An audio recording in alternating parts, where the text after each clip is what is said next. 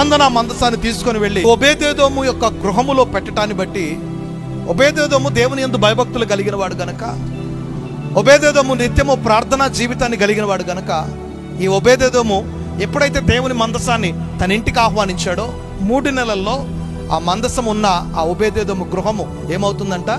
ఆశీర్వదింపబడింది. దేవుని యొక్క మందసము అనగా దేవుని యొక్క సన్నిధి. దేవుని యొక్క సన్నిధి ఉన్న గృహము ఆశీర్వదింపబడుతుంది. దేవుని యొక్క సన్నిధి ఉన్న వ్యక్తి ఆశీర్వదింపబడతారు. దేవుని యొక్క సన్నిధి ఉన్న మందిరము ఆశీర్వదింపబడుతుంది. దేవుని యొక్క సన్నిధి ఉన్న ఆ ఊరు, ఆ ప్రాంతము దీవించబడుతుంది. దేవుని యొక్క మందసం అనగా దేవుని యొక్క సన్నిధి ఆయన ఇంటిలోకి వెళ్ళిన వితిన్ 3 months ఆయన చరిత్ర మారిపోయింది. ఒబేదెదోము అప్పటి వరకు ఒక పేదరికాన్ని అనుభవిస్తూ ఊరి చివర ఉన్న ఒబేదెదోము ఇంటికి ఎప్పుడైతే దేవుని యొక్క నిబంధన మందసము వెళ్ళిన వెంటనే ఆయన ఆశీర్వాదాలు ఆరంభమైనవి. 3 months ఆయన సాధారణంగా ఉన్న వ్యక్తి కాస్త అంబానీ కంటే గొప్పవాడైపోయాడు. నీ చరిత్ర మార్చాలంటే దేవునికి సంవత్సరాలు అవసరంలా, 3 months చాలు.